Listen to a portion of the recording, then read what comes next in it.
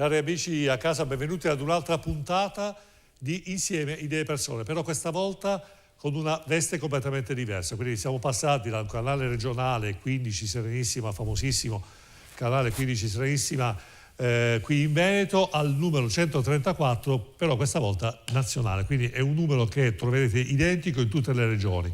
Questo dopo il rimescolamento delle carte. Come sapete, molte delle frequenze televisive sono passate al 5G, quindi agli operatori del 5G. Che dire, noi siamo anche molto contenti di questa bella opportunità, perché abbiamo, come dire, la possibilità di essere visti sia in Veneto qui, ma anche in tutta Italia. So che sono numerose le persone che mi hanno espresso testimonianza e vicinanza, e quindi mi fa molto piacere che ci siano persone dalla Puglia, dalla Campania e dalla Sicilia in particolar modo. Saluto quindi anche tutte le persone che sono collegate, perché noi siamo in diretta, quindi sono le 21.01 e siamo in diretta nazionale qui dagli studi di Padova, di Rubano, di Canale Italia. Quindi un saluto a tutte le persone che ci stanno guardando in questo momento. Però, come sapete, ecco qua, grazie regia, non siamo solo e soltanto qui sul canale 134, mi dovrò abituare a questo nuovo numero, ma anche sui social, perché basta andare sulla pagina Insieme Idee Persone TV, la pagina Facebook, e c'è la possibilità di guardare esattamente quello che succede qui in diretta dagli studi televisivi. Se non avete i social, questo tipo di social, Facebook, c'è anche YouTube, quindi avete anche la possibilità di guardare la trasmissione anche su YouTube. E quindi infatti ringrazio anche le persone, sono sempre più numerose le persone che si iscrivono al canale YouTube e anche quelli che mettono mi piace, e vi invito a farlo alla pagina Insieme Idee e Persone TV. Ricordiamoci anche che c'è la possibilità di chiamare da casa, perché questa è una cosa che non mi voglio assolutamente precludere. 049 63 11 11, la possibilità di chiamare, quindi di, ecco qua, grazie regia, di dire la vostra, quindi non semplici domande ma anche osservazioni, riflessioni, tutto quello che può essere uno spunto, un'opportunità di riflessione anche per noi ospiti qui in studio. Vado subito a presentarvi gli ospiti. Gli argomenti oggi sono incalzanti perché stiamo vivendo una situazione particolare. Il Covid sembra, diciamo, abbandonato come leitmotiv del mainstream, quello tanto che cavalca tanto le idee di questo governo, invece tanto si sposta sulla crisi economica, sull'aumento del prezzo della benzina e sulla crisi europea che riguarda gli eventi bellici dell'Ucraina. Ecco, questi argomenti li voglio approfondire con gli ospiti che abbiamo qui in studio. Abbiamo qui con noi Marco Milanato, che è un dirigente di Forza Italia. Buonasera. Cittadella, in provincia di Padova. A questo punto bisogna specificare, ci guardano in tutta Italia, bisogna specificare anche la provincia. Invece abbiamo poi Alessandro Dianin, che è il capolista della Padova di tutti. Ecco, spieghiamo anche perché comunque ricordiamo Padova a maggio andrà alle amministrative, quindi per l'elezione del sindaco, quindi poi Alessandro ci spiegherà questa interessante iniziativa. Ecco, poi abbiamo piacevole ritorno qui in studio l'onorevole Sergio Berlato, eurodeputato MEP, gruppo dei conservatori e riformisti europei. Bentornato. Buonasera a lei e a tutti i telespettatori, buonasera. Bene, ecco, non mi resta che lanciare la sigla, rimanete con noi qualche secondo e poi cominciamo il dibattito.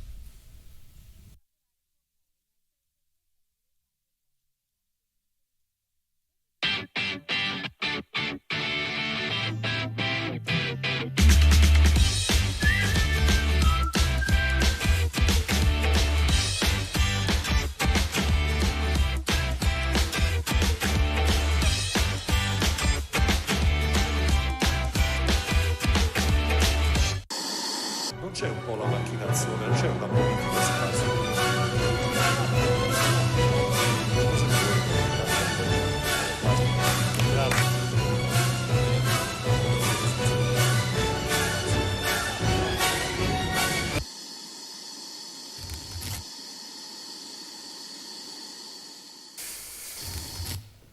Bene, di nuovo in linea, di nuovo in diretta, 21.05. 049 63 11 11 per chi volesse chiamare da casa. Se non avete voglia, coraggio, volontà di dire la vostra, ricordatevi che potete fare il commento sotto la pagina Facebook. Quindi qua sulla pagina c'è il commentino, la pagina diretta della nostra trasmissione, sotto potete scrivere commenti, già molti di voi l'hanno fatto in passato, quindi potete farlo sicuramente. Onorevole Berlato, Mi vuole spiegare lei, insomma, che comunque frequenta Bruxelles, come mai c'è questa speculazione sulla benzina? In particolare, come mai quando aumenta il prezzo del Brent, perché tanto il Brent ormai sanno tutti cosa vuol dire, il prezzo del petrolio sui mercati, dopo 5 minuti, anche la notte, aumentano il prezzo della benzina. Quando invece il prezzo, come è successo adesso, che da 140 è sceso a 100 euro, il prezzo della benzina rimane tale quale.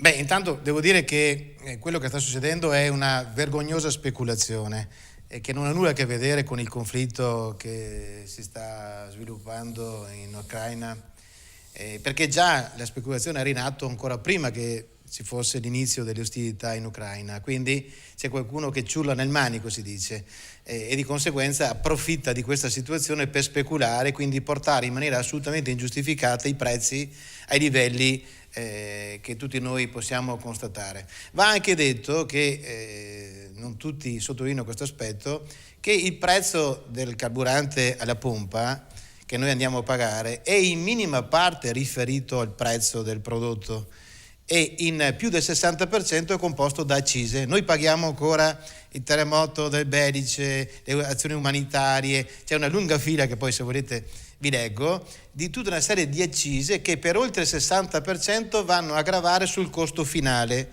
e in più c'è anche l'IVA che ovviamente più aumenta e più diventa gravosa.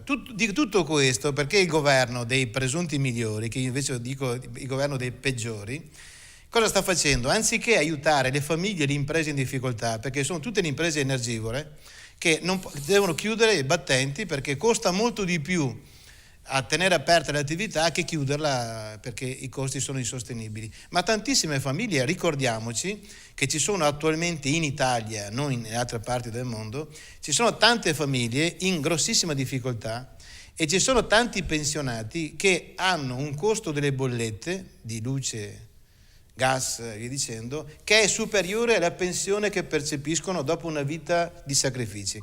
Questo è assolutamente intollerabile. Quindi, prima di dire ma deve intervenire l'Europa, deve intervenire la Russia, gli americani e via dicendo, intervenga il governo togliendo le accise. Questo ridurrebbe di più del 60% il costo di carburanti e permetterebbe di avere delle bollette molto più basse, permetterebbe agli autotrasportatori di poter continuare a esercitare il loro lavoro, perché gli autotrasportatori hanno detto che si fermano. Ma se si fermano gli autotrasportatori, chi è che ci porta il pane, la pasta, i beni di prima necessità? Cioè, si blocca l'Italia. Quindi i nostri agricoltori, i nostri pescatori che hanno bisogno del gasolio per esercitare le loro attività e garantirci i beni di prima necessità, tutte queste persone non trovano più giustificazione a esercitare le loro attività. Quindi, prima roba, il governo faccia la sua parte, anziché andare a sbandierare e a trincerarsi dietro l'emergenza prima sanitaria, adesso l'emergenza legata al conflitto in Ucraina. Faccia la sua parte, tolga le accise e dia una mano alle persone, alle famiglie e alle imprese in difficoltà. Bene, non spariamo tutti i colpi, onorevole, perché ne ho parecchie di domande da fare. Vediamo, e poi sentiamo Milanato, perché Milanato sono sicuro che avrà la risposta, perché è molto amico di Draghi, mi dicono. Telefonata, vediamo chi parla. Pronto, chi parla? Buonasera direttore, sono Sebastiano da Abano. Sebastiano, buonasera, mi dica. Buonasera a lei. Niente, io per quanto riguarda, nel 2008 il costo petrolio era arrivato a 140 euro a barile e la benzina il massimo che andava a 2 euro in autostrada. Ora il barile è a 100 euro e la benzina costa 2,30 euro e il diesel è 2,40 euro. Cioè, questo governo, invece ora stanno di nuovo terrorizzando con il coronavirus, che sono aumentati i casi, la smetta con questo coronavirus, perché ormai non ne possiamo più, diminuiscono le tasse, fanno un tetto dove devono dire massimo che può arrivare la benzina a 1,50 euro, il massimo, è 1,40 euro il diesel, non che la benzina mi costa più il diesel mi costa più della benzina. Questo abbiamo dittatori di più. Per quanto riguarda la guerra, io faccio un appello all'Ucraina e ai russi: non vi dovete uccidere fra di voi, La Russia uccide il presidente Putin e quelli uccidono a quello di là. Io devo morire perché il mio presidente sta con la magliettina maniche corte bell'accaduccio e io devo andare a combattere per il mio paese e lui bell'accaduccio. Deve essere anche lui in prima linea. Tutti e due presidenti che vanno in prima linea, non che io devo andare a uccidere una persona che non conosco. Siccome questi due babbuini li conosciamo, uno è un attore, uno è un dittatore, ammazzate a loro, non ammazzatevi tra di voi. Bambini che muoiono. Grazie, mi scusi per lo sfogo, direttore. Auguroni, grazie. Grazie Sebastiano. Comunque, quello che ha detto Sebastiano, affezionato telespettatore da casa, quindi secondo me è proprio col cuore quello che la pensano la maggior parte delle persone. Oggi abbiamo messo un post come si vede persone TV dove Zelensky ha fatto un video proprio fatto apposta per far piangere le persone, per attirare l'attenzione, non un reportage di guerra, ma un video fatto apposta per catturare l'attenzione e strumentalizzare la sofferenza del popolo ucraino, un livello che secondo me in Italia sarebbe assolutamente inaccettabile, però ne parleremo. Però Milanato, lei che ha la soluzione per tutto... Tanto posso rispondere al telespettatore. Sì, prego. La differenza fondamentale tra il 2008 e adesso è che l'euro nel 2008 valeva 1,36. Infatti Berlusconi, che era capo del PDL, si lamentava molto del valore dell'euro perché limitava molto le esportazioni italiane verso l'estero. Mentre adesso l'euro è 1,10, 1,08, quindi è un 30%. Specifichiamo rispetto al dollaro. Rispetto al dollaro, perché chiaramente il prezzo del barile del petrolio in dollari. Quindi c'è un 30% di differenza tra il 2008 e adesso, e tutto sta nella differenza del cambio principalmente, perché le accise, e qui io sorrido quando sento promettere che tolgono le accise, perché in campagna elettorale mi ricordo un personaggio che lo diceva, lo portava a caratteri cubitali, poi è andato al governo subito dopo, ma le accise sono rimaste lì dove erano. Possiamo anche dire il nome e cognome, cioè Salvini. Lo possiamo dire anche possiamo dire assolutamente. Ecco, quello che volevo dire io questo, le accise sono a bilancio. Siamo in democrazia. Le accise sono a bilancio e non si possono togliere. Quello che si può restituire a tutte le persone, ma una volta che ci si è resi conto degli introiti maggiori, sono l'IVA, ma soprattutto il maggiore introito che ha avuto lo Stato per l'aumento del costo del carburante, che sicuramente non è una piccola parte, io penso saranno 3 miliardi. Questi saranno sicuramente restituiti da Draghi sotto forma di sconti a tutte quelle persone che per lavoro utilizzano il gasolio. Certamente c'è una speculazione, è vero, i prezzi sono aumentati anche 2 volte nello stesso giorno ed è una cosa chiaramente giustificata. E lì purtroppo però non possiamo fare niente. La cosa che proporrei io, so che Forza Italia lo sta proponendo, è che Agip potrebbe, visto che è l'azienda di Stato, potrebbe imporre un prezzo fisso e di conseguenza costringerebbe tutti gli altri ad adeguarsi al prezzo, che è una cosa che è stata fatta nel 2008. Se le ricordo, nei weekend Agip faceva dei buoni prezzi per facilitare appunto la gente a muoversi, e poi successivamente tutte le altre sono corse dietro. Sì, bene, l'abbiamo proposto anche noi, la prima cosa che abbiamo pensato, le raffinerie sono quasi tutte statali, Agip, IP, Eni, senza fare troppa pubblicità, sono catene pubbliche. Sono catene pubbliche, quindi sì. Dovrebbero dare loro l'esempio, però mi sembra, onorevole Berlato, che non ci sia questa volontà, cioè nel senso, abbiamo fatto dei commenti anche noi questa settimana, hanno impiegato 24 ore per chiuderci in casa, chiudere le aziende. Conte si ricorda la conferenza stampa fatta col pathos, annunciate 12 ore prima, rinviate ogni volta, ci hanno letteralmente chiuso in casa 24 ore, e queste persone non sono state capaci di dare una direttiva precisa per stroncare comunque una variabile dell'aumento dei prezzi che sta mettendo in ginocchio l'economia e molte aziende che sono già cariche dei costi delle materie prime, e queste persone ancora ci devono pensare.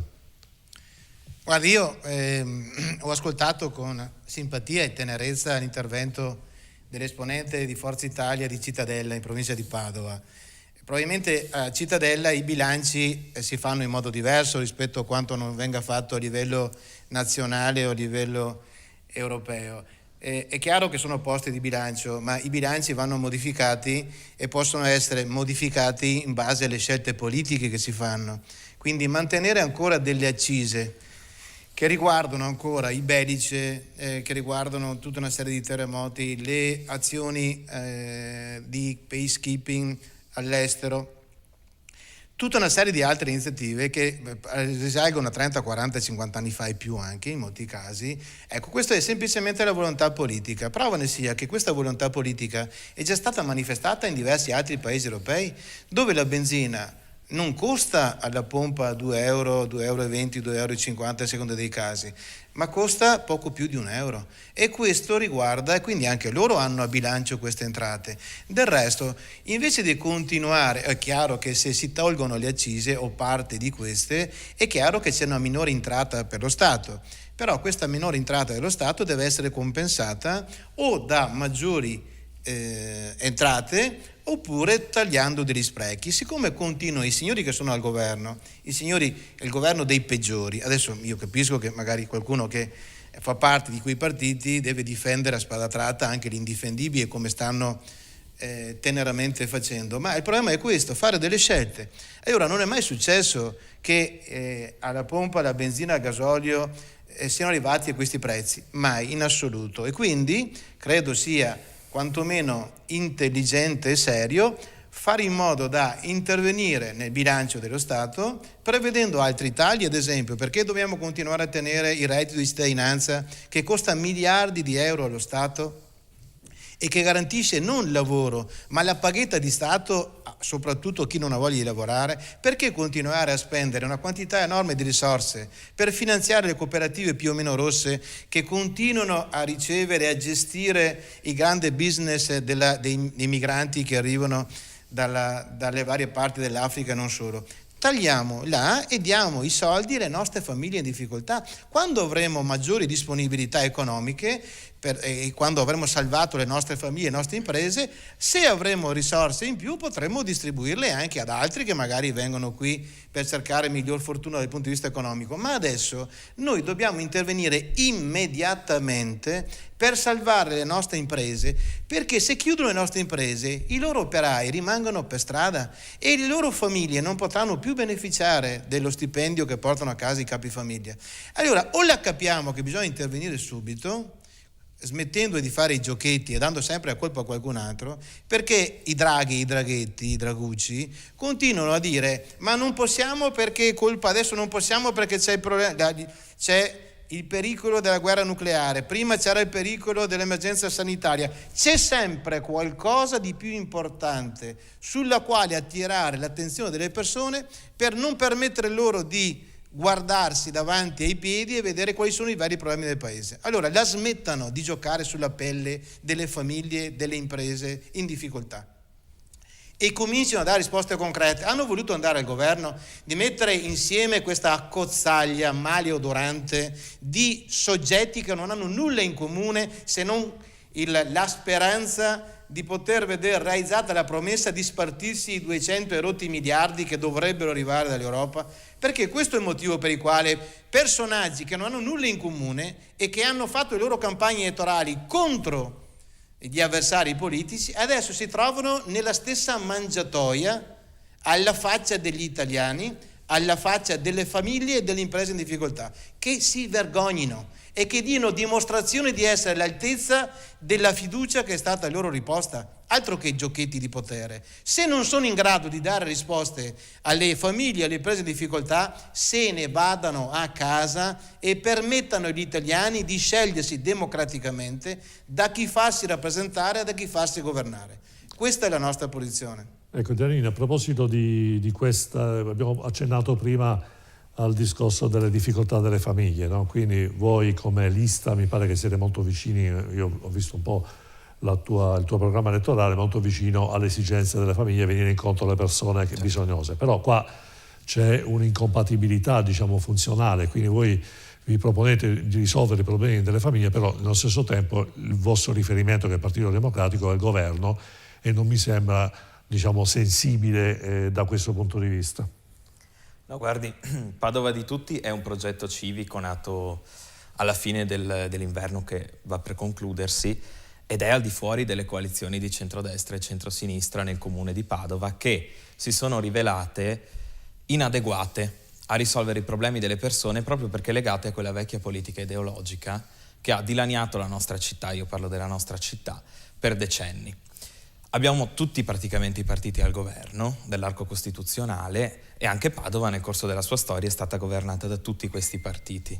Le famiglie sono dilaniate dalla pandemia prima e dalle restrizioni che ne sono conseguite, dal caro bollette, dal caro sui carburanti, dal caro vita sulle materie prime, e abbiamo un'amministrazione ma anche un competitor che propongono delle cose assolutamente secondarie per i bisogni fondamentali delle persone.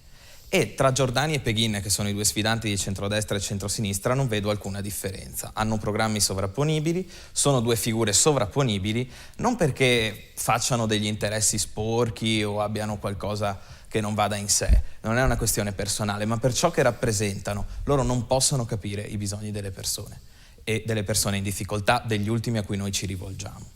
Per noi non è più una questione centrodestra-centrosinistra, è una questione di chi sta in alto al potere e di chi sta in basso. Noi stiamo dalla parte di chi sta in basso. Perché in effetti, Milanato, la riflessione ci sta, alla fine della fiera i governanti sono talmente concentrati nel gestire il potere che non si rendono conto delle esigenze dei cittadini, perché poi stiamo parlando... risolvendo una barca di problemi. Ora devo dire la gente non se n'è accorta finora. L'onorevole Berlato parlare, e devo dire che le fake news che racconta l'opposizione in Italia sono quasi paragonabili alle fake news che raccontano i russi nella guerra. Veramente sembra di vedere Goebbels all'azione, è una cosa incredibile. Quindi le bollette non sono alte. Il prezzo del carburante in Austria è di 1,99 e in Italia è 2,10, ci sono 10 centesimi di differenza. In Germania sono 10 centesimi di differenza in Germania, quindi non vedo €1 in Germania e €2 in Italia. Vedo che in Europa le condizioni sono più o meno simili,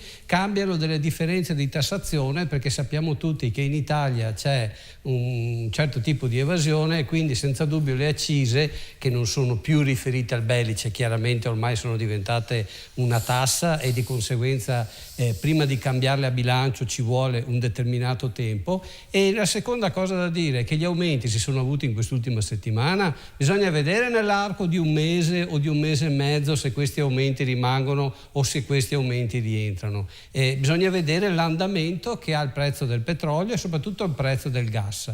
Il gas è aumentato da 17 a 117, si è avuto nel mercato un aumento del 600%. Purtroppo Draghi si è trovato che la Russia era un grosso fornitore di gas in Italia. Abbiamo sbagliato, ma non lo ha fatto Draghi, non l'ha fatto il governo dei migliori, l'hanno fatto tutti i governi precedenti con delle scelte sbagliate. Abbiamo sbagliato a non diversificare le fonti energetiche. Io faccio sempre riferimento alla produzione di corrente elettrica dalle centrali idroelettriche. Quello è stato il nostro oro negli anni dello sviluppo economico, negli anni del boom economico, negli anni 60-70, la nostra corrente ce la producevamo dall'acqua, le abbiamo chiuse tutte. Bene, è il caso di cominciare a rivedere, ritornare in quel tipo di lavoro, nelle centraline, nei pannelli solari, tutte le energie alternative, per cercare di ricompensare. È il governo dei migliori, che è realmente il governo migliore che c'è in Italia, si porterà a lavorare in questo modo, ma non è che possa trovare la soluzione dall'oggi a domani, sarà un lavoro costante e continuo. Un paio di precisazioni vanno fatte. Innanzitutto lei ha citato Germania e Austria, però ci sono paesi che fanno parte dell'Unione Europea, tipo la Slovenia, mi pare che ha 1,50 il prezzo il PIL della Slovenia, il PIL dell'Italia. E poi un'altra cosa che va detta: questa è la terza settimana di aumenti consecutivi, quindi guardi, non mi può dire no, perché ci siamo documentati e ogni giorno stiamo testimoniando. Abbiamo fatto proprio, ogni giorno ci impegniamo come testata a rilevare i prezzi. Venerdì sarebbe il terzo venerdì consecutivo di prezzi in aumento, quindi è quasi un mese che queste cose vanno dette. C'è la conferma che a Cittadella in provincia di Padova il gasolio costa €1,15. Solo a Cittadella in provincia di Padova. Costa 2,08, ma al di là di questo, mentre nel resto d'Italia costa 1,98. Costa molto di più. 10 centesimi di differenza. Ma cosa ci fate lì al governo, scusate? Se non volete risolvere i problemi degli italiani, cosa ci state a fare al governo? Ma non siete andati al governo per risolvere i problemi degli italiani? Ma non sono 3 settimane che gli italiani sono in difficoltà, le imprese sono in difficoltà.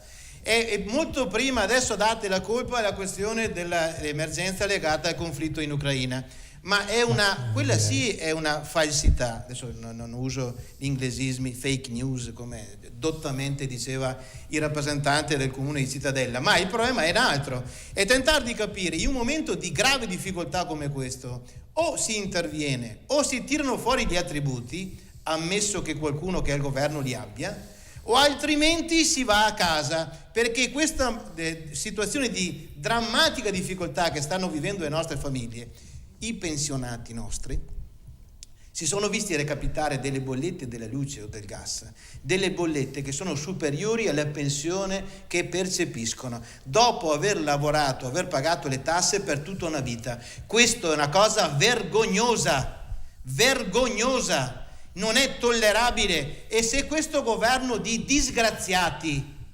non trova soluzioni, non aspettando che arrivi lo zio d'America, lo zio Sam d'America a risolvere i loro problemi, ma intervenendo loro per la parte di loro competenza, e quindi cominciando adesso a ridurre con degli interventi, con delle scelte politiche, intervenendo, evitando sprechi, ne ho fatto prima alcuni esempi, ma dando una mano in questo momento di drammatica difficoltà alle famiglie già stremate dall'emergenza sanitaria e adesso stremate dall'emergenza economica, che poi diventerà occupazionale e sociale, se non intervengono adesso subito, io mi auguro che questi signori abbiano dei bunker dove andarsi a nascondere, perché la gente ne ha piene le scatole e tra poco prenderanno in mano quello che capiterà loro per le mani, per fare in modo da chiedere a coloro che si sono messi al governo del paese, non per volontà popolare, andare a chiedere loro ragione della loro incapacità, se non della loro malafede.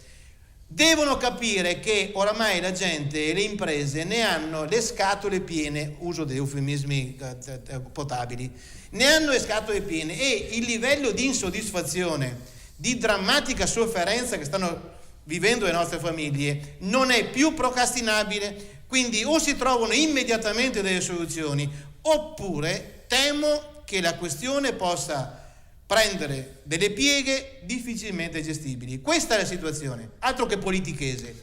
Questo è il dramma. Anche perché poi, onorevole, prima Milano Auto diceva il sistema di centrali idroelettriche è stato fermato, però ricordiamoci che da 5 anni Forza Italia è col governo, il governo con il Movimento 5 Stelle. Il Movimento 5 Stelle, da quando è stato il primo partito nel 2018, ha detto no TAP, no sviluppo, no a quello, no gasdotti. Quindi facendo retromarcia. Parliamo di queste cose qua. Noi siamo fermi a delle trivellazioni. Siamo fermi sulle trivellazioni nell'Adriatico, perché c'è un partito, il Movimento 5 Stelle, che ha detto non si devono fare più le trivellazioni. Non nell'Adriatico, attenzione, nella parte italiana dell'Adriatico, perché nella parte di là croata le trivellazioni, le estrazioni del gas vengono fatte, e anzi poi ci vendono il gas, per dire no, che noi andiamo a comprare dei prezzi stratosferici. Quindi hanno fatto, sono loro lì con il Movimento 5 cose, non so come si chiama, no 4, 3 forse adesso stelle, no? E quindi perché hanno perse diverse per strada, quindi allora sono loro al governo, hanno scelto loro di andare. Forza Milan ha scelto di andare al governo con questi, e allora se stanno al governo con questi si devono assumere responsabilità, perché sono complici di questi. Chi ha deciso le trivelle, il reddito di cittadinanza, è il popolo italiano, perché quando un partito prende il 32%, prende il 32%. Non ha governato. Lei sa benissimo, visto che nel primo governo eravate in ginocchio per entrare con Lega e 5 Stelle al governo, ma non vi hanno voluto. Noi in ginocchio? Eravate proprio distesi. Guardi che in ginocchio ci stava spesso qualche amica del suo capo. Ma noi non siamo mai stati in ginocchio. Voi in quel caso noi non siamo mai stati in ginocchio da Salvini e da Di Maio per entrare in quel governo. Posso garantire che per quello che mi riguarda noi non siamo mai stati in ginocchio. Te lo ricordo Lanciamo io. la pubblicità. Non siamo mai stati in ginocchio. Pubblicità.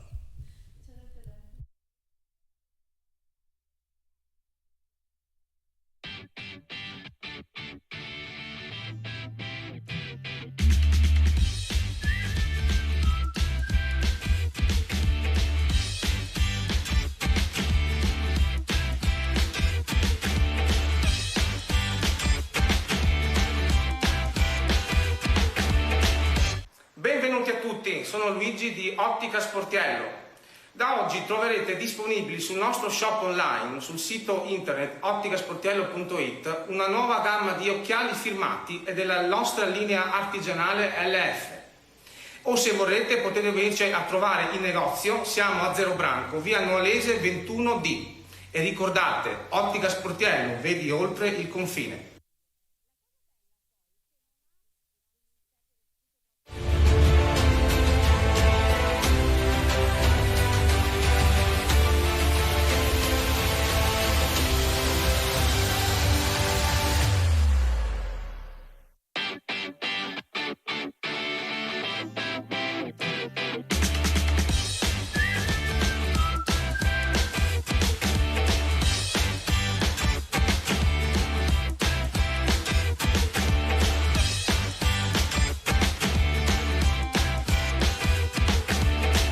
Il Centro Consorzi presenta Unidolomiti, il nuovo settore dedicato all'università e all'alta formazione. Ampie le possibilità di scelta con la triennale di mediazione linguistica classe L12 con 4 diversi indirizzi: criminologico, marketing e comunicazione per l'impresa, turismo e sviluppo locale, agroalimentare e sostenibilità ambientale. E ancora convenzioni con le maggiori università online. Una scelta anche per lavoratori di 84 indirizzi e corsi di alta formazione con la Libera Accademia Indef di Bellinzona.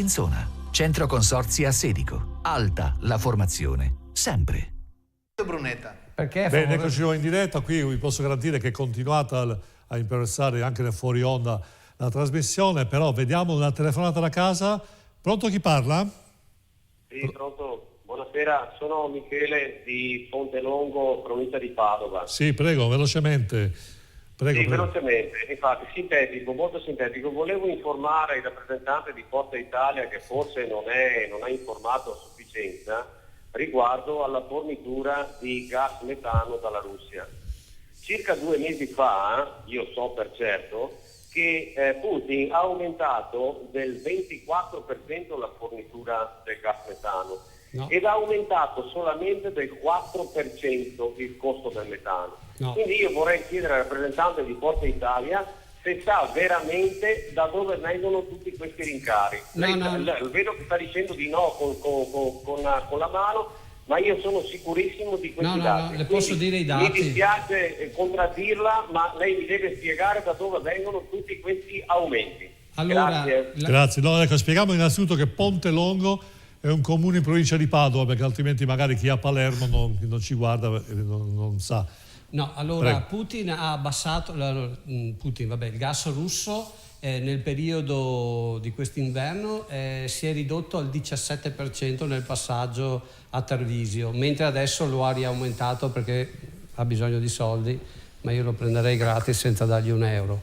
E comunque il gas è aumentato perché nel mercato normale è passato da 17 a 119, ma viene quotato ad Amsterdam in un. Però ecco, mi ha dato una domanda, una riflessione di un ospite da Facebook, un certo Fabio, mi sorprende per la estrema lucidità ed efficacia di questa valutazione. Dice: vabbè, non so se ridere vedendo i battibecchi eccetera, ma se i prezzi sono in linea con l'Europa, quindi questo è riferito a te, Minanato, perché la magistratura ha aperto un'inchiesta? Cioè, effettivamente la domanda è lecita. Questo Fabio si pone, se secondo te i prezzi erano giusti, perché la magistratura si è inventata a capire? Cioè, non penso che i magistrati sono.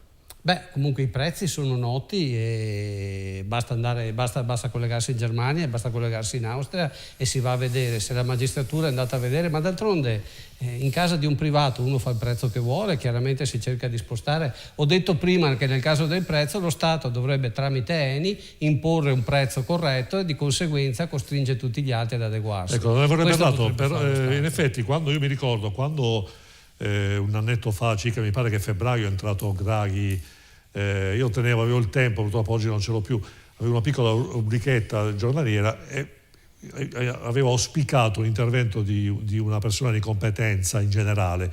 Quindi quando è arrivato Draghi tutta l'Italia era piena di aspettative. Oggi più o meno siamo a 1 anno e passa, possiamo fare un bilancio perché in genere l'anno proprio solare, i 12 mesi rappresentano un'opportunità per fare un bilancio, però io devo essere sincero, sono inorridito sono spiazzato, completamente deluso. Non è cambiato nulla se non assecondare quelle poche cose che vogliono l'Europa per darci questi soldi, però per gli italiani la situazione è nettamente peggiorata.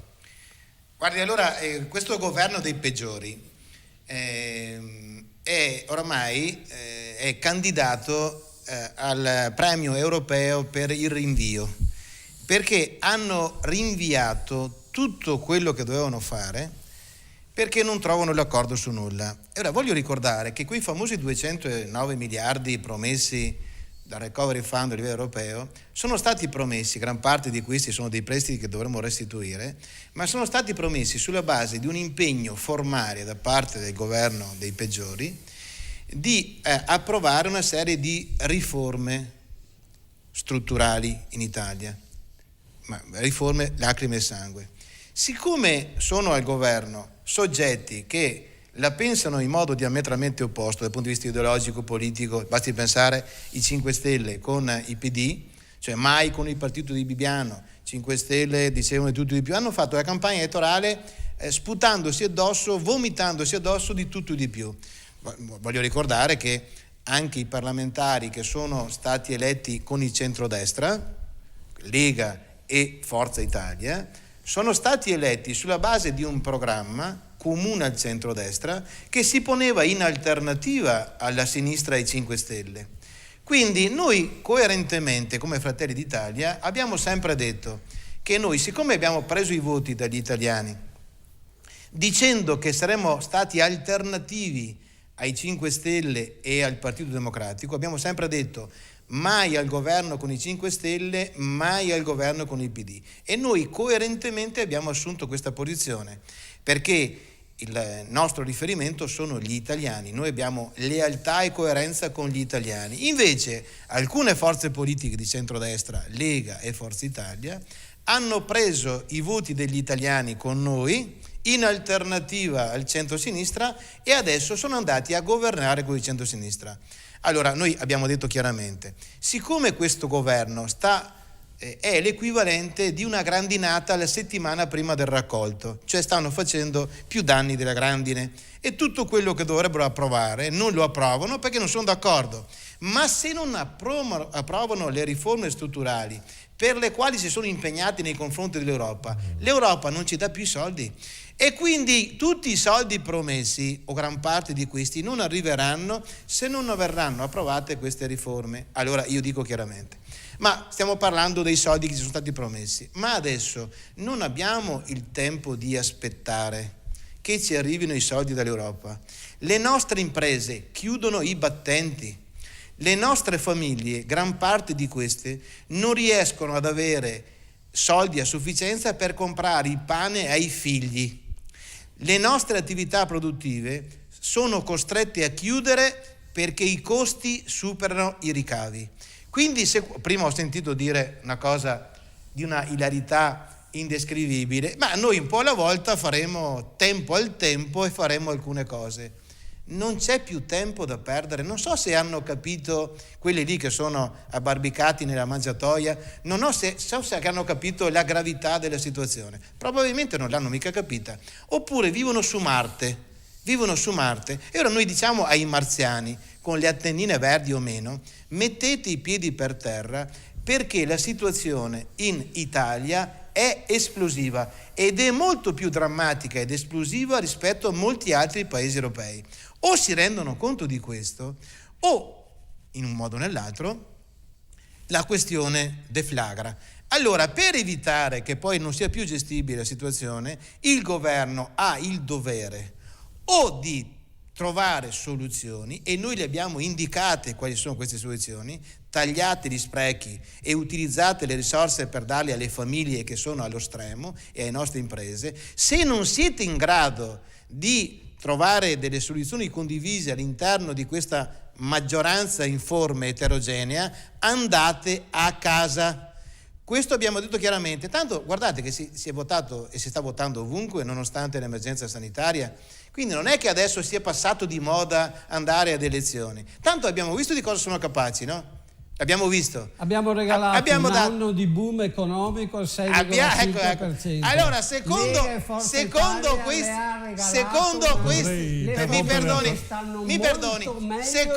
questi marziani che sono al governo, secondo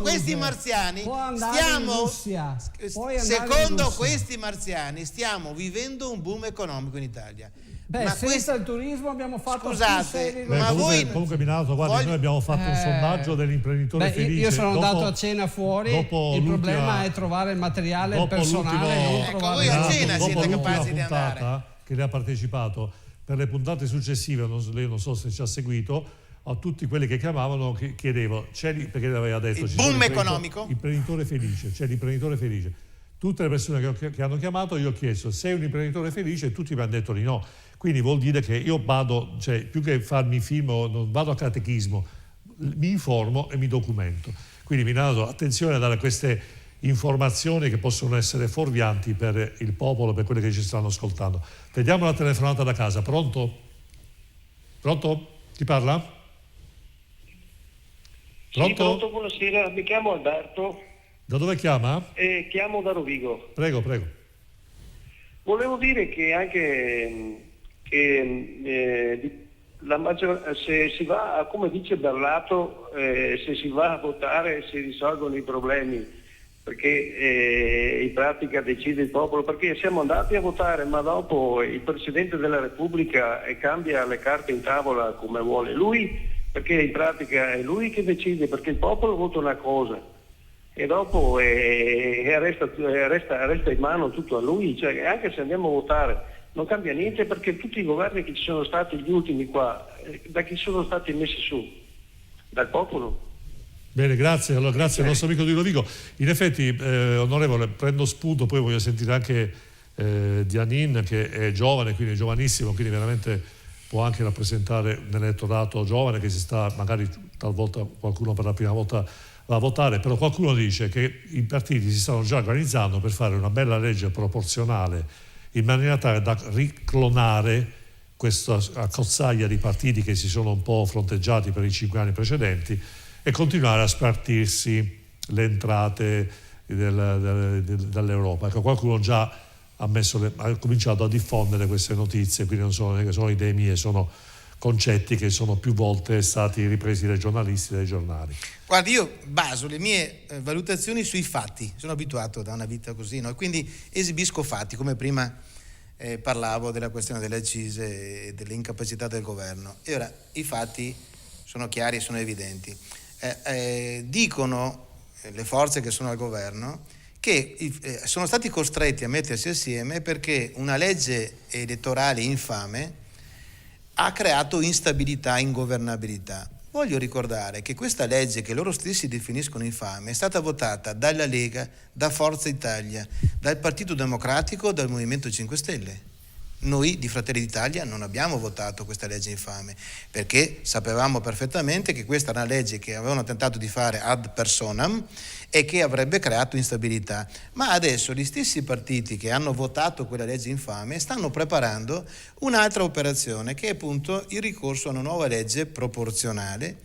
Questo per permettere alle forze politiche di scegliere con chi governare, non prima delle elezioni, ma dopo le elezioni, cioè forze politiche che andranno con un programma elettorale a chiedere il voto agli italiani e poi una volta, con una serie di bugie, e poi una volta ricevuto il voto degli italiani, poi andranno a governare con coloro contro i quali dicevano di voler stare, che hanno posizioni ideologiche, politiche, economiche diametralmente opposte, a scapito quindi dell'Italia e degli italiani. Ecco, noi abbiamo detto in modo molto chiaro: abbiate il coraggio di fare una legge elettorale che permetta agli italiani di scegliere democraticamente anche attraverso le preferenze, perché voglio ricordare che l'attuale legge elettorale votata da lor signori del governo dei migliori, presunti tali. Il mercato delle vacche. Esatto, come ho detto. Le preferenze sono il mercato delle vacche. Più volte, adesso come ho detto, io non voglio evocare il debito pubblico, sono le preferenze. Allora, io ho detto, lo ribadisco, che non voglio evocare qualcuna delle vostre amiche. Io ho detto semplicemente invece che vogliamo ridare ai cittadini il diritto di scegliere da chi farsi rappresentare. Io sono sempre stato, mi perdoni, non so se voi a Cittadella date un'interpretazione soggettiva dell'educazione, però io dico, vi faccio l'esempio mio personale. Io sono sempre stato eletto, non importa, io sono sempre stato eletto per 4 volte al Parlamento europeo e 3 volte in regione con le preferenze. Ecco, infatti, chi ha voluto Berlato, in tutta Europa non ci sono le perdoni, preferenze. lei In tutta Europa non ci sono mi le perdoni, preferenze. lei di Cittadella, All'europea, faccia finta di essere Europa, educato e mi permetta di finire un concetto. Faccia finta di essere educato, mi permetta di finire, altrimenti la gente a casa non sente. Quindi darò una parte del mio tempo. Dico semplicemente, io sono stato eletto 4 volte al Parlamento europeo con le preferenze, la gente ha scritto Berlato, e 3 volte il Consiglio regionale con le preferenze, e io di vacche attorno non ne ho mai avute. Ha capito? E ora, per quello che mi riguarda, né di mercato delle vacche, delegandomi a questo, voglio ricordare una questione chiara. Quindi democrazia significa permettere ai cittadini di scegliere. Con queste leggi che sono approvate loro non permettono ai cittadini di scegliere da chi farsi rappresentare, ma danno ai cittadini solo il diritto di barrare un simbolo, perché poi le segreterie dei partiti si nominano i loro lacchè. Ci sono anche persone competenti, per carità. Certo. Per dire, però noi vorremmo tornare a votare non perché il voto risolva tutti i problemi, ma se questi che sono al governo e che hanno avuto la possibilità di dimostrare di cosa sono capaci hanno dimostrato di essere degli incapaci, se hanno dimostrato, come hanno dimostrato, di essere degli incapaci, lasciano il posto a qualcun altro. A chi? Lo sceglieranno i cittadini italiani attraverso il voto. Ecco, a proposito di questo, Giannini, sei giovane, 20 anni, 21 anni, insomma, rampante della politica, già con esperienza. Ecco, però come te, tanti ragazzi della tua età, giovani, che magari non hanno mai votato alle politiche o magari hanno fatto una volta per caso, così appena 18enni, c'è un problema sostanziale che ha appena accennato dall'onorevole Berlato. Magari ogni partito ha i suoi giovani del gruppo, eccetera, però qui c'è un problema sostanziale, cioè quindi chi ha votato in passato Lega, che si è unito al PD, al Movimento 5 Stelle per continuare a governare, e domani si potrebbe trovare la Lega con un'ideologia assieme alla Fratelli d'Italia per fare il famoso centrodestra. Io penso che qualunque giovane, anche senza avere necessariamente l'esperienza politica che hai te, si troverebbe in gran confusione. Sì, esatto, io intanto sono abbastanza sbalordito, rido per non piangere. Abbiamo qua 2 ospiti esponenti del medesimo centrodestra, uno di Forza Italia e uno di Fratelli d'Italia. Non sono d'accordo sui rincari, non sono d'accordo sulle norme anti-Covid, non sono d'accordo sull'Ucraina. Voglio capire come faranno a presentarsi insieme alle prossime politiche e anche alle prossime comunali di maggio a Padova, però questi sono problemi loro. Non ti preoccupare che a Padova c'è il disastro, sì, adesso sì. lo state fuori perché a Padova nella maggioranza si uccidono dalla mattina alla infatti sera. Noi ci candidiamo fuori dalla maggioranza, quindi parli con loro. Ma perché voi sinistri siete d'accordo all'interno della vostra coalizione? Sono proprio d'accordo a sinistra. Qui non è chiaro che io sono con una lista civica. E quindi tu sei assessuato politicamente. Tu politicamente saresti assessuato? Scusate, chiedo scusa. Io Dimmi, sono stato qual è l'unico... il tuo riferimento politico? Qual è? Sei assessuato politicamente? Io ho già spiegato prima quale sia la nostra guardandoti visione. bene mi parresti uno di sinistra, ma può darsi che io mi sbagli. Oppure non avete neanche il coraggio di palesare la vostra appartenenza politica per paura che la gente vi tiri i pomodori. Perché io non ho problemi a dire che sono di destra e che sono di Fratelli d'Italia. Perché voi vi nascondete e non avete neanche il coraggio di dire quali sono i vostri riferimenti politici? Perché voi vi presentate come amministratori? Non le sembra di aver già parlato abbastanza? Certo, Posso però parlare? Quando lei dice che noi non siamo d'accordo su niente, invece voi dovreste essere d'accordo, le ho chiesto cortesemente e darò il mio tempo a disposizione, ma lei che dice che il centrodestra è tutto in disordine, voi del centro-sinistra che tipo di accordo avete? Tra PD, 5 Stelle, comunisti, rifondazione, ricostituzione comunista, cioè voi della galassia sinistra, su cosa siete d'accordo? Noi non siamo un partito nazionale, ci stiamo candidando alle prossime elezioni amministrative né con Peghin, che voi rappresentate, non andate d'accordo su nulla, né con Giordani, rappresentato da PD e altre liste civiche, che anche loro non vanno d'accordo su nulla.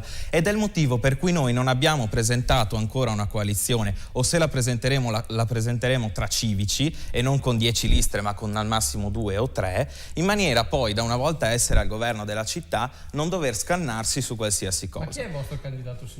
Si chiama Salim El Mawed, lui è un medico di base dell'Arcella, da sempre attivo nel volontariato. Uno Lo ricorderete? di Treviso, dal cognome è uno di Treviso, mi pare di capire. È un problema per lei? No, per me non è assolutamente Ok, un problema. Volevo perfetto. capire se avete scelto l'espressione dei cittadini padovani. Assolutamente sì, perché lui ha 1700 seguiti nel suo quartiere. Voglio capire Giordani quanto radicamento nel territorio, Peghin quanto radicamento nel territorio. Se rimanete indipendenti o chi vi vedete. Va bene, lo vedrà allora, noi diciamo che rimarremo Però vediamo il indipendenti, discorso potranno dei crederci o giovani, meno. Sì, ecco, Alessandro, finalmente riesco a dire una cosa. Questo discorso qui, che mi interessa. È esattamente questo il motivo per cui noi giovani facciamo fatica ad andare a votare. Guardiamo i talk show, fanno tutti il petto grosso, poi una volta nei palazzi cosa fanno? Ci riducono come siamo ridotti.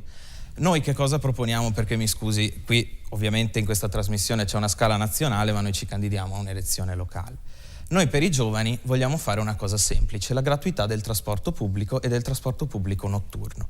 Questo perché già andare a studiare, andare a scuola, all'università impoverisce, tra tasse, mense scolastiche, libri, rette. Allora, quantomeno che il trasporto pubblico sia gratuito per gli under 25, per gli studenti o gli studenti lavoratori di Padova. Ecco, questo è solo un esempio per dire che cosa? Che nel momento in cui la politica, non quella dei vecchi partiti che l'abbiamo vista questa sera, ma la politica, quella fatta bene nel territorio, nei territori, come fa Salim e come ha sempre fatto Salim, perché è un medico di base, perché è uno che ha fatto i tamponi ai poveri durante la pandemia e ha fatto un sacco di altre opere.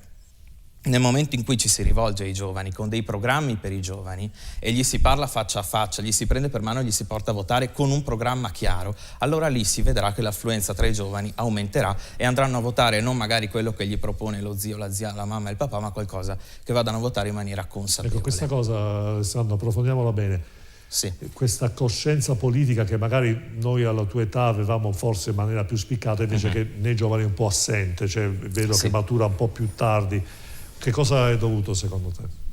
Secondo me non è dovuto al fatto che i giovani si disinteressino o, come dice qualcuno, oggi pensino solo a fare baldori e divertirsi.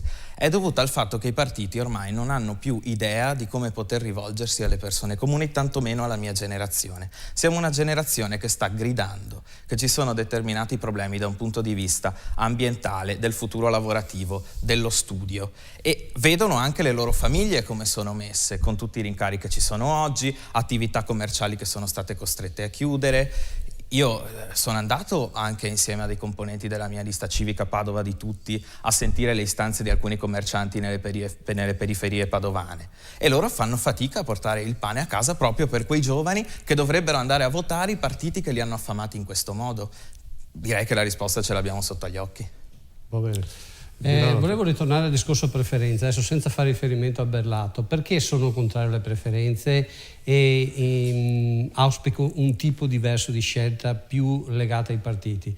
Perché l'abbiamo visto nella Prima Repubblica. Noi ricordavamo tutti nella Prima Repubblica che la politica non veniva fatta per il bene dei cittadini, ma veniva fatta per soddisfare pacchetti di voti. Questo succedeva molto spesso nel Sud. Ricordiamo quante preferenze aveva Andreotti, ricordiamo le preferenze di De Mita e ricordiamo le preferenze di tutti quei politici che con le preferenze non sono mai cambiati. Perché secondo me è molto meglio che un partito faccia una lista di nomi, perché è chiaro che un partito prenderà delle persone che hanno più preferenze, perché è logico, ma nel partito in questa possibilità hai la possibilità di introdurre delle persone nuove all'interno della politica, o per le competenze tecniche o per dare un cambio di politica. Da quando sono state tolte le preferenze è enormemente migliorata la politica e contemporaneamente sono enormemente migliorati i conti pubblici, per cui assolutamente no alle preferenze, ma perché sono talmente evidenti, perché io facevo politica anche nella Prima Repubblica e mi ricordo benissimo quello che succedeva. Il grosso debito pubblico è stato fatto in quegli anni, ma veniva fatto per lavori inutili, fatti solo per prendere pacchetti di voti. Era una politica disastrosa che abbiamo pagato per anni. Minato, però non mi sembra che sia cambiata granché, perché il Movimento No, è 5 cambiata enormemente il Movimento la 5 politica. Stelle ha fatto, vi do i soldi, il reddito di cittadinanza, ha votato il 50%. Allora è come la cambiato, politica scusa? che ha fatto lui ha proposto per i giovani l'autobus gratis.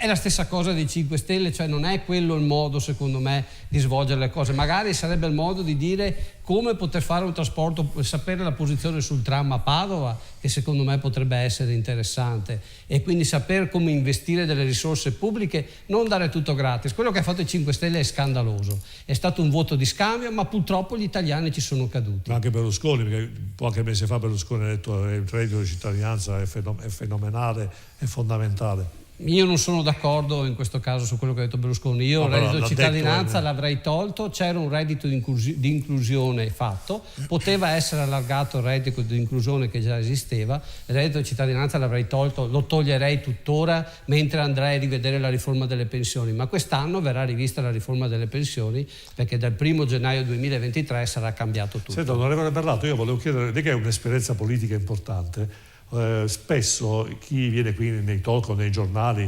racconta le cose come se i problemi fossero generati non dal proprio partito di appartenenza che è al governo, ma da un altro. Bisogna togliere il reddito di cittadinanza, ma guarda che tu sei al governo, hai votato l'aumento del reddito di cittadinanza nella politica di bilancio di fine anno, bisogna ridurre le tasse, ma guarda che tu hai aumentato le accise. Quindi lei che ha esperienza, ma la vuole spiegare questa cosa, cos'è? È sempre il tentativo di scaricare le proprie responsabilità su altri. Allora, questo è succedono, e quando non riescono a scaricare le responsabilità tra di loro, scaricano la colpa all'Europa. È l'Europa che ce lo chiede. Anche adesso, durante l'emergenza sanitaria, si diceva ma è l'Europa che ci impone il Green Pass e di conseguenza noi dobbiamo sottostare all'imposizione dell'Europa. Bugia grandiosa, perché il Green Pass che è stato approvato in Europa non aveva lo scopo di limitare la circolazione sia di persone che delle merci, anzi l'esatto contrario, è stato concepito per favorire la circolazione soprattutto tra i Paesi membri dell'Unione Europea delle persone e delle merci. In Italia il governo dei peggiori ha detto è l'Europa che ce lo impone, quindi noi dobbiamo, e poi hanno inventato il Green Pass all'italiana. Unico caso al mondo in cui si chiede a una persona che deve andare a lavorare per sfamare la famiglia di esibire un passaporto verde per andare a lavorare. Unico caso al mondo. Bene, adesso, siccome hanno detto che dobbiamo fare questo perché l'Europa vuole così, come spiegano loro signori che in tutti i Paesi membri dell'Unione Europea hanno tolto il Green Pass e non è mai stato applicato in modo così coercitivo e punitivo come in Italia, mai in nessun Paese? Come mai ovunque hanno tolto il Green Pass e in Italia il governo dei peggiori vuole continuare a mantenerlo nonostante abbiano detto che l'emergenza sanitaria finirà con il 31 di marzo? Come spiegano sta cosa qua? Allora, per dire, lo chiedono l'Europa, allora l'Europa ce lo impone, l'Europa ce lo chiede. È stato anche detto, sempre, non so dove abbia parcheggiato la navicella spaziale di quello lì di Cittadella, per dire no, scendendo da Marte, le cose sono andate meglio perché è diminuito il debito pubblico. Non abbiamo mai avuto un debito pubblico così alto come adesso in Italia, mai. Le cose non sono mai andate così male come adesso in Italia, mai. Non abbiamo mai sofferto 2 anni di emergenza sanitaria con l'imposizione di divieti, di vincoli e con la privazione delle libertà individuali come è successo in Italia negli ultimi 2 anni. Mai. Non è mai successo che chiudano le imprese più importanti in Italia perché i costi superano i ricavi.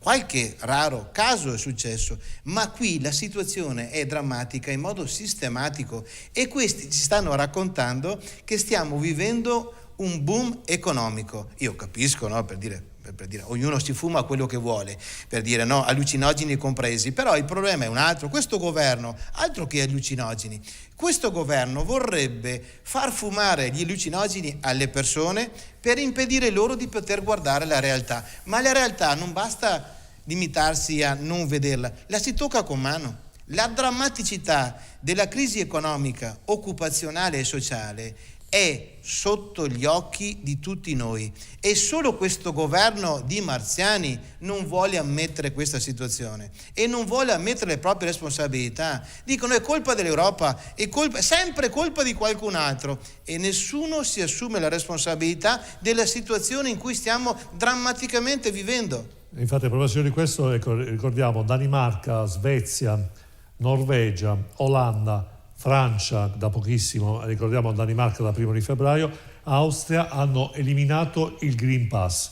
L'ultimo sacchetto pubblicitario, poi affronteremo questo argomento qui con i nostri ospiti. Ricordiamo 049 63 11 11 per chi volesse chiamare da casa, fra pochissimo. Devo parlare io del...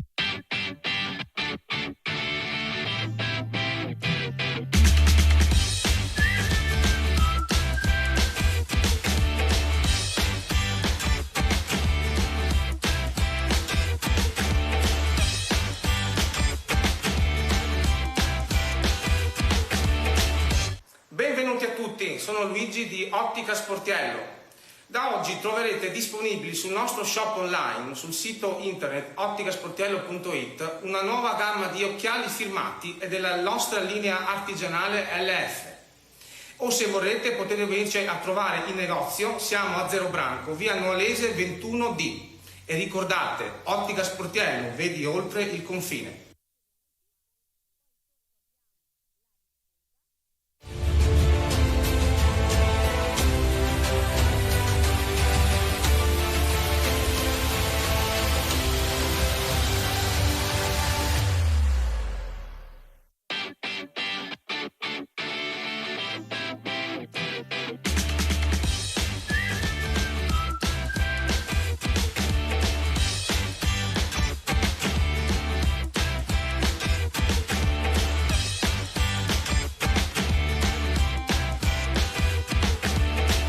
Il Centro Consorzi presenta Unidolomiti, il nuovo settore dedicato all'università e all'alta formazione. Ampie le possibilità di scelta con la triennale di mediazione linguistica classe L12 con 4 diversi indirizzi: criminologico, marketing e comunicazione per l'impresa, turismo e sviluppo locale, agroalimentare e sostenibilità ambientale. E ancora convenzioni con le maggiori università online. Una scelta anche per lavoratori di 84 indirizzi e corsi di alta formazione con la Libera Accademia Indef di Bellinzona. Centro Consorzi a Sedico. Alta la formazione, sempre. Ecco, torniamo di nuovo in diretta, sono le 22.02, 049 63 11 11 per chi volesse chiamare da casa, Facebook e YouTube su Insieme Idee e Persone TV.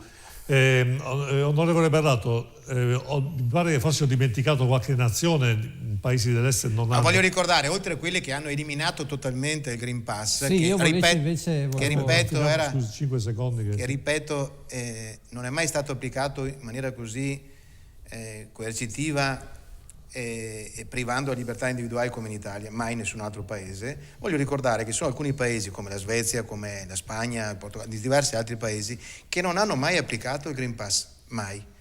Quindi andando per dire come stanno le cose, e anzi non avendo applicato quelle misure che hanno privato i cittadini delle loro libertà individuali, la situazione epidemiologica in quei paesi è notevolmente migliore rispetto all'Italia.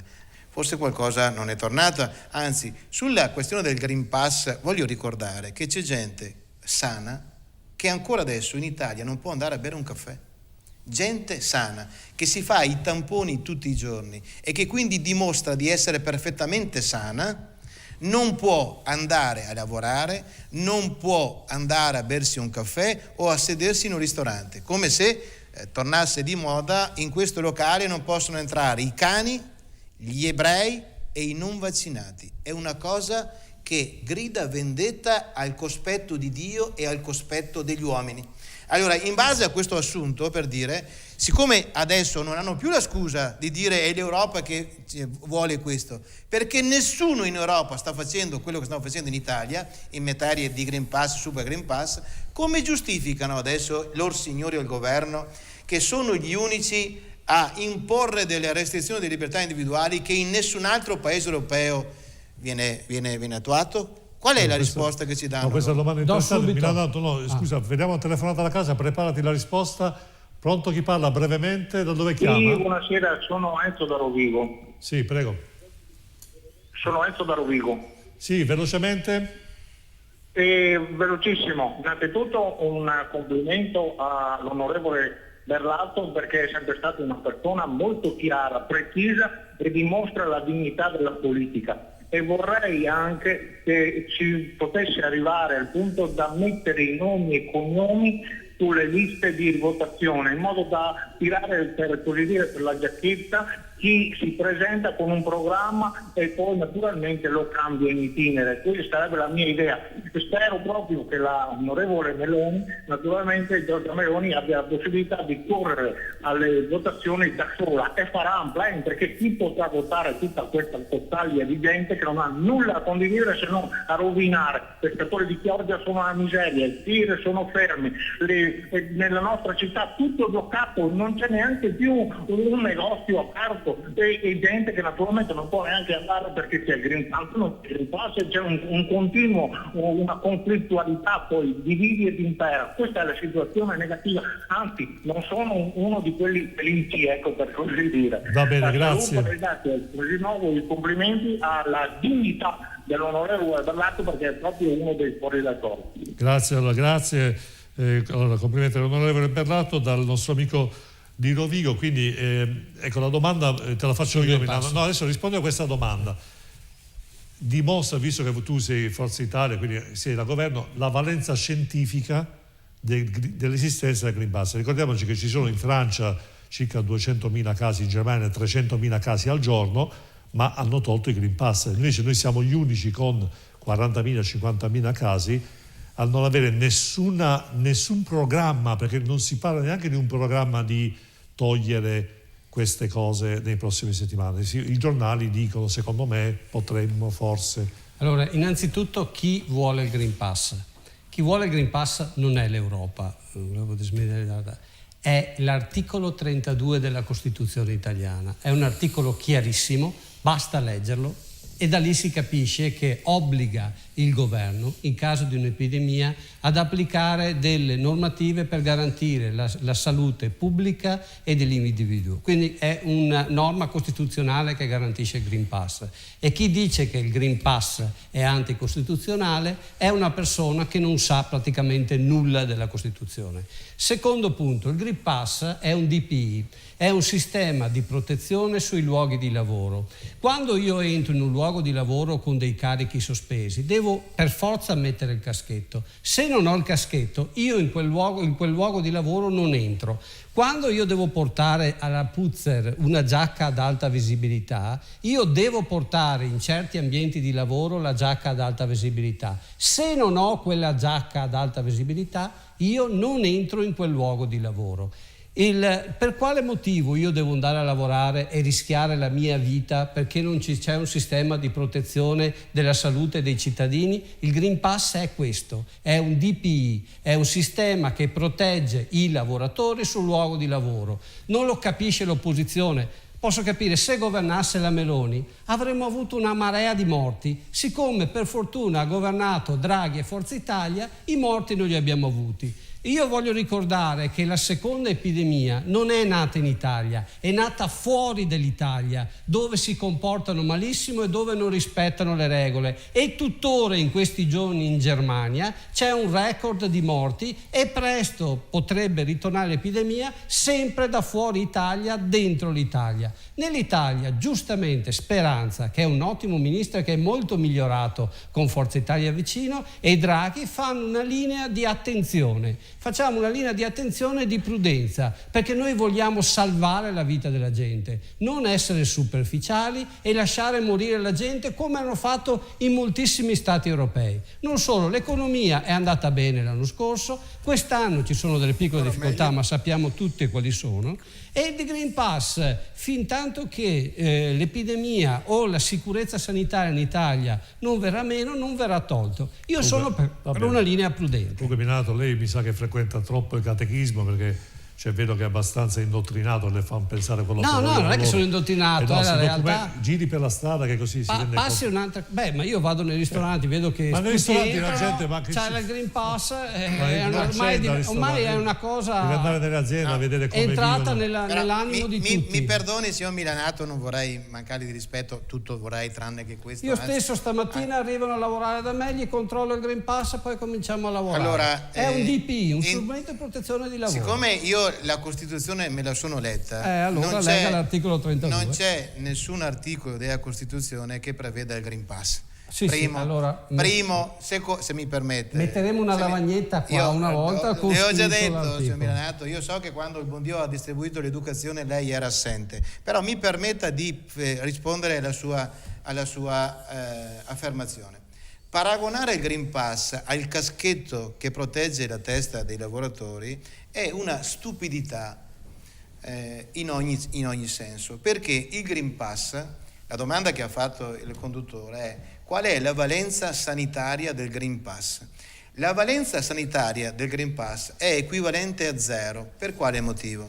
Si è dimostrato concretamente che il Green Pass non solo non protegge le persone dall'infezione virale e dalla trasmissione dell'infezione ad altre persone, anzi il Green Pass, come è stato concepito in Italia, è stato lo strumento che ha favorito la diffusione del virus, perché persone che si sono vaccinate credendo di essere immunizzate, come ha detto il vostro presidente Drago, che ha detto a reti unificate: chi non si vaccina muore, chi non si vaccina fa morire lui e lei, cioè i vostri vicini, i vostri cari. In un ambiente di persone tutte vaccinate, quell'ambiente è perfettamente sano e sicuro.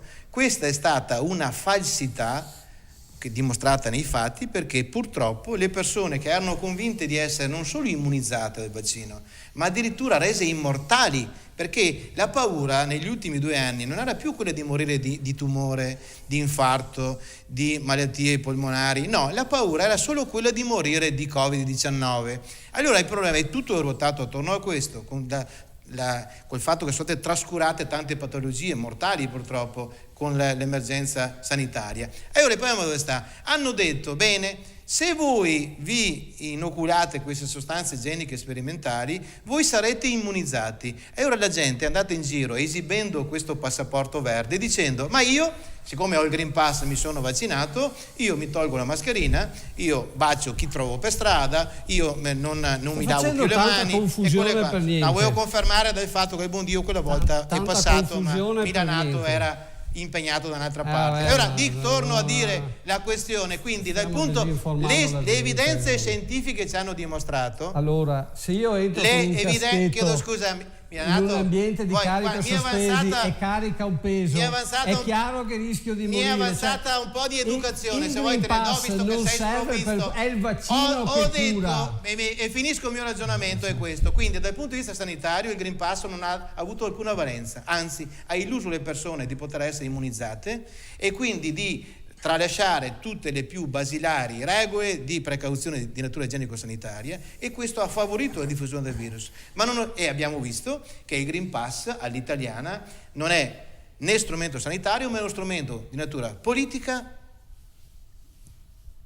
e di natura economica, che non ha alcun riferimento alla Costituzione, per dire come stanno le cose. Quindi il Green Pass deve essere abolito e subito, perché il Green Pass, voglio ricordare che abbiamo i nostri ristoratori che denunciano un crollo del giro d'affari che va dal 40 al 70%, perché la gente con questa questione del Green Pass non ne può più, non si muove più, ha capito di essere stata presa in giro. Quindi aboliamo questo Green Pass e permettiamo all'economia di tornare a muoversi, a correre. Hanno un sacco di telefonate, perché il Green Pass all'estero non viene applicato. Sentiamo, perché ci sono molte telefonate da casa. Pronto, chi parla? Velocemente. Sì, salve, buonasera, Barbara da Padova. Sì, prego.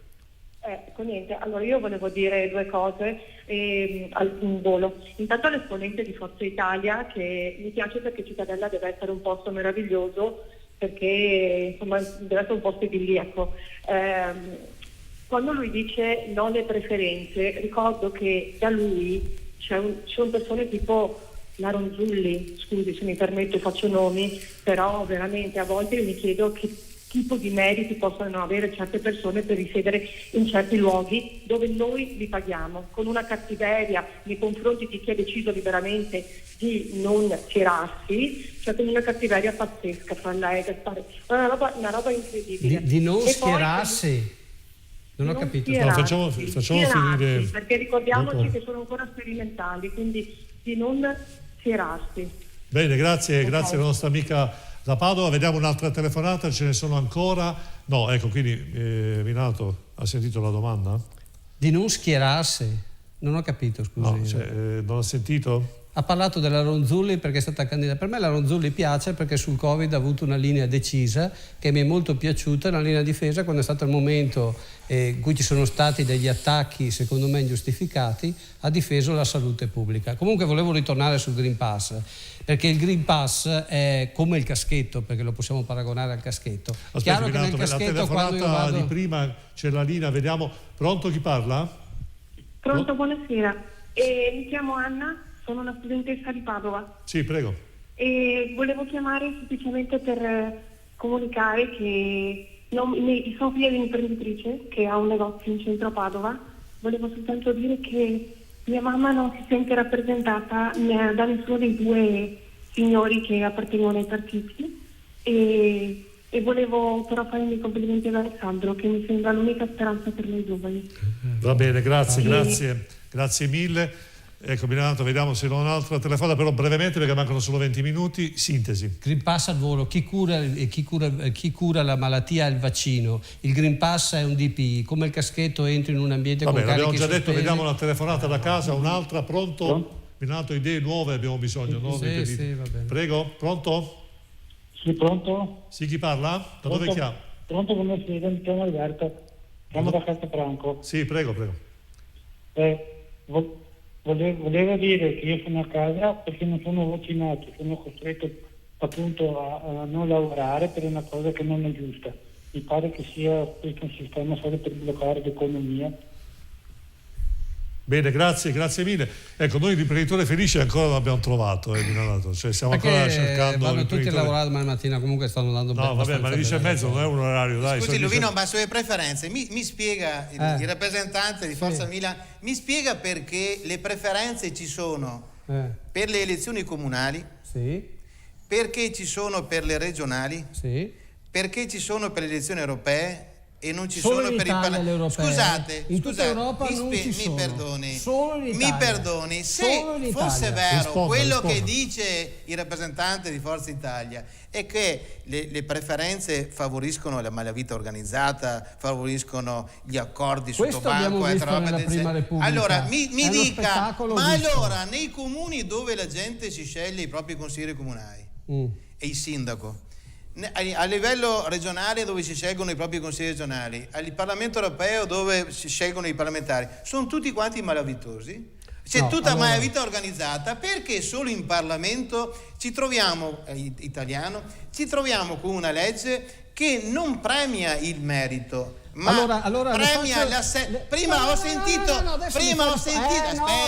adesso parli, dopo mi dici perché. Parliamo dei comuni. Scusami, ma io conosco alcuni rappresentanti. Aspetta, non sentono, ma poi adesso ti do, te lo sento parlare. Scusa, io ho conoscenza di alcuni rappresentanti del tuo partito che siedono in Parlamento, che hanno un quoziente intellettivo che è inferiore al mio cane da caccia, ma che sono deputati, senatori e parlamentari solo perché sono stati bravi a scodinzolare attorno alle segreterie di partito. Ti posso fare nomi e cognomi se vuoi. A caso ha citato il cane se da vuoi, perché magari Berlato anche lui c'è il suo gruppo hanno un quoziente intellettivo e un consenso inferiore al mio cane da caccia. Allora alle comunali è molto semplice, io non ho nessun incarico, mi arriva l'assessore che ha disponibilità economica, secondo lei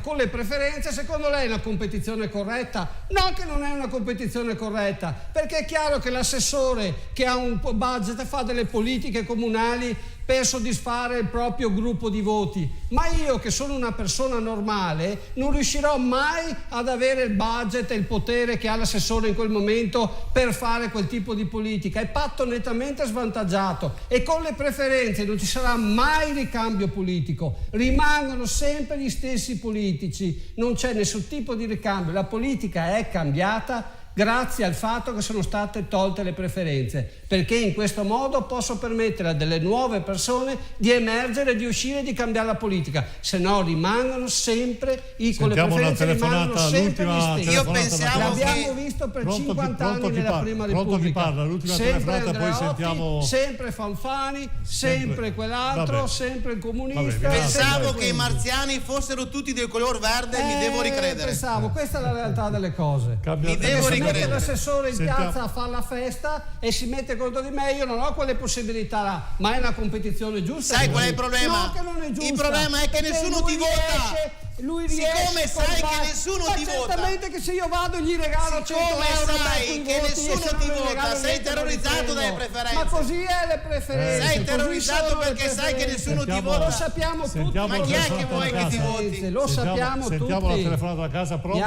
Veramente sulle preferenze, le odio proprio. Pronto? Chi parla? Da dove chiama? Da Baia. Pronto? Niente, non si sente. Pronto. Sentiamo, Spinato, un attimo di pazienza. Poi parli perché da dove? Ma se lei non parla, come facciamo a sentire quello che dice? Parla, sono Marta da Galliera Veneta. Pronto? Sì, pronti qua. Sono Marta da Galliera Veneta. Mi dica, visto che è vicino a casa mia. Sono Marta da Galliera Veneta. Dica. Vabbè, niente. Il figliolo di Forza Italia, che ho votato solo una nonna, ho votato tanti anni Forza Italia. Però adesso è meglio che vada a casa. Va bene, faccia come vuole, libero di fare come vuole. E per fortuna che sei vicina a casa tua. Va bene, chi se ne frega. Pensa di qui che abita distante. A Padova, Giordani, sindaco Giordani, cosa tua? stanno facendo? Stanno regalando soldi a tutti. È politica quella è politica. No, non è politica quella è spreco di denaro pubblico, giusto per ritornare al discorso di prima. Comunque Galliera Veneta, spieghiamo che è un comune vicino leghista, Cittadella. È un comune leghista. Vicino Cittadella. Noi siamo in una zona di Lega e Galliera Veneta tra l'altro non è neanche proprio amministrata. Mi fate sentire un attimo Alessandro, ecco, su questa cosa delle preferenze. Si vede che manca Forza Italia Galliera Veneta. Manca Forza Italia. Si vede proprio, si vede. Si vede. Siete al 2% in Veneto, quindi insomma penso che va bene. Si vede effettivamente, si vede. Vabbè. Perché sarà un motivo. Alessandro, diciamo un po', parliamo di questo discorso delle preferenze, voi giovani come la vedete, se è un'opportunità o invece magari i senatori possono occupare i posti? Dunque, dirò una cosa che stupirà. Entrambi hanno una parte di ragione, nel senso che le preferenze hanno le proprie storture, perché ci sono persone che hanno dei pacchetti di voti che non permettono a dei politici emergenti, come potrei potenzialmente essere io o qualsiasi giovane della mia età, di emergere. Dall'altra parte affidarsi alle segreterie di partito è rischioso, perché allo stesso modo ci sono gli establishment di partito che non permettono lo stesso alle nuove emergenze di venire fuori, di poter dire la propria. Di conseguenza io credo che al di là del sistema elettorale, sarò ripetitivo questa sera, ma torno a dire, è una vecchia classe politica che non vuole dire avanti il prossimo, non vuole dire avanti i giovani, avanti le donne, avanti anche gli anziani dilaniati dalla pandemia, dal caro bollette, che vogliono dire la propria. Io, guardate, sono completamente trasparente, sono giovane, ho voluto fare esperienza anche di partito. Me ne sono andato per un motivo, proprio perché riscontravo il problema che avevo poca voce in capitolo. Allo stesso modo è chiaro che le preferenze non risolvono tutto il problema. Qui bisogna fare un cambio culturale, per cui sia gli elettori si informino e si rendano conto di chi li ha affamati e chi invece sta dalla loro parte, perché non è che sta dalla loro parte perché fa finta di esserlo, ma perché li rappresenta appieno, perché per esempio adesso faccio parte del civismo, noi di Padova di Tutti siamo cittadini, non siamo persone che sono transitate per le segreterie a chiedere il permesso di essere candidate. Quindi sia gli elettori hanno il dovere di informarsi in questo senso, ma anche i politici devono avere il buon cuore per una buona volta di lasciare spazio a chi vuole venire dopo, ma penso che finché ci sarà questa classe politica sarà molto difficile che facciano questo cambio. Ecco, su questo potrebbe essere un auspicio di miglioramento in generale. Allora, mi ha dato 2 minuti, poi facciamo 2 minuti ciascuno e chiudiamo con l'onorevole Berlato. Sì. Sintesi, non più di 2 minuti, prego. Ma vogliamo accettare su un discorso... Chiudiamo la trasmissione in chiusura, gli ultimi 2 Volevo minuti. parlare dell'Ucraina, volevo dire che mi schiero decisamente con il grande Zelensky, che sta facendo un ottimo lavoro. Dico forza Ucraina e resisti, perché effettivamente la tua resistenza è la resistenza dell'Europa, di tutti noi. Benissimo, ecco, Alessandro, visto che comunque parliamo della tua lista civica, al di là del biglietto gratis, eccetera, qual è secondo te il problema che bisognerebbe risolvere a Padova? Parliamo anche di Padova, così cominciamo anche a parlare un po' di queste prossime tornate. Il grande problema di Padova è sicuramente la povertà, prodotta da 2 anni di pandemia e una guerra mondiale. E ci tengo a dire, guerra mondiale, scusate, chiaramente l'iperbole, però insomma questa è l'aria che si respira. Voglio dire una cosa molto chiara: noi non staremo qui a dire ci schieriamo con Putin, ci schieriamo con la NATO. Non è questo il problema. La guerra è di per sé decisa dai ricchi sulle spalle dei poveri. Io voglio vedere, se andiamo a chiedere al commerciante padovano, alla lavoratrice studentessa padovana, a chi guida gli autobus a Padova, se questa guerra l'ha voluta, eppure ne sta pagando le conseguenze. La guerra è voluta dai ricchi e fa piacere averla ai ricchi, perché adesso a distanza di un po' di tempo ci sarà anche da capire quali interessi muove questa guerra, ma a pagarla sono chiaramente i cittadini comuni. Questa è una cosa inaccettabile. Bene. Quindi il grande problema, mi scusi se finisco la frase, è chiaramente la povertà. Noi abbiamo questo programma molto semplice: una sanità del territorio, il biglietto gratis per i giovani e il reddito di sopravvivenza per chi non arriva a fine mese. Ho capito, va bene. Quindi, onorevole Berlato, allora, la situazione quadro economico, più che guardare il passato, quello che è successo, non mi fa stare sereno sulle prospettive immediate, cioè non vedo segnali di cambiamento, non vedo voglia di togliere il Green Pass, che darebbe un grande rispolvero all'economia, non vedo miglioramenti, non vedo un Consiglio dei Ministri che dice rilanciamo l'economia del territorio, non vedo assolutamente nulla. Ma l'incapacità si manifesta in questo modo, no? Allora, noi non siamo insensibili a ciò che accade nel mondo e riteniamo qualsiasi tipo di intervento armato sbagliato, e quindi noi riteniamo che la diplomazia debba sempre avere il sopravvento e fare in modo da riuscire a mettere attorno a un tavolo governi che magari hanno le loro ragioni e che devono essere poi ascoltate, valutate e poi trovare una mediazione. A questo serve la politica, serve la diplomazia. Quindi, premesso questo, io sono molto preoccupato non tanto per la guerra mondiale che non scoppierà, ma che viene utilizzata ancora per terrorizzare le persone e quindi non farle guardare a ciò che accade attorno ai loro piedi. Sono molto preoccupato per quello che avviene in Italia, per le famiglie in difficoltà, le famiglie italiane in difficoltà, per la povertà che continua a aumentare nel nostro paese, per le imprese che chiudono e che lasceranno a casa tantissime persone che non avranno la possibilità di essere ricollocate nel mondo del lavoro. Questo ci fa veramente preoccupare, ma noi riteniamo che ci siano delle soluzioni. Non abbiamo la bacchetta magica e né riteniamo di poter in poco tempo trovare soluzioni a tutti i problemi, però ci si può impegnare per dare risposte immediate in base alle nostre capacità, alle nostre competenze, alle nostre responsabilità. Io ritengo che questo governo abbia delle grandi responsabilità, abbia poche competenze e poca voglia di risolvere i problemi immediati dei cittadini. Ho fatto prima l'esempio della questione del caro bollette. Il governo ha gli strumenti anche di natura economica per poter aiutare le famiglie e le imprese in difficoltà in questo momento drammatico. Non lo fa perché sceglie di non farlo. Allora, se sceglie di non farlo o perché non è capace di farlo, bisogna trovare delle soluzioni alternative, cioè bisogna cambiare chi ci governa. Sulla base di questo assunto io mi auguro che ci sia adesso la volontà da parte di tutti non di guardare in giro per il mondo, ma di guardare quello che ci accade di fronte alla nostra porta di casa. nei vicini. Quindi cerchiamo di dare una mano a queste persone e quello che possiamo fare concretamente possiamo farlo subito.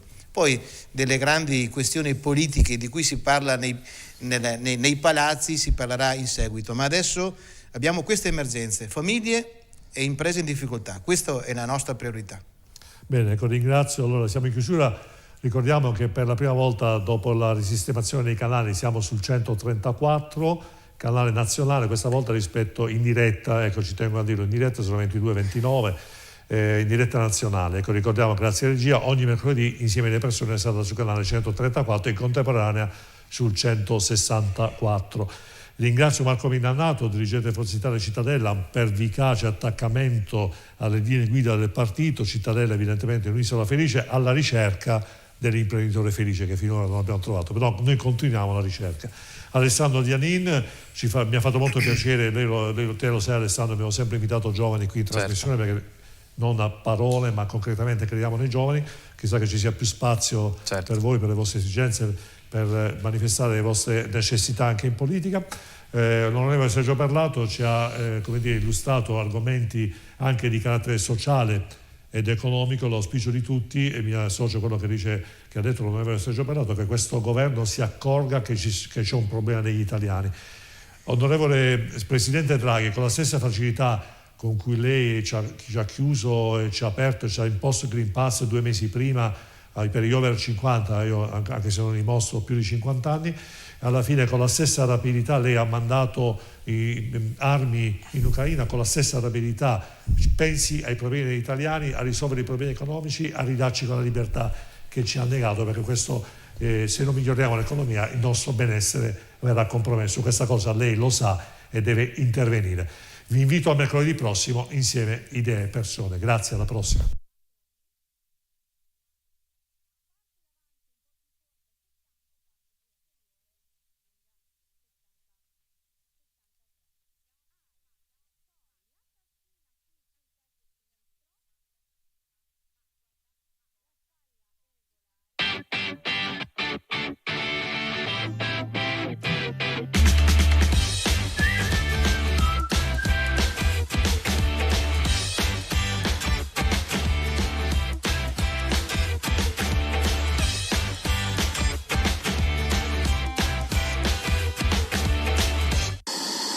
C'è un po' la macchinazione, non c'è una politica scarsa.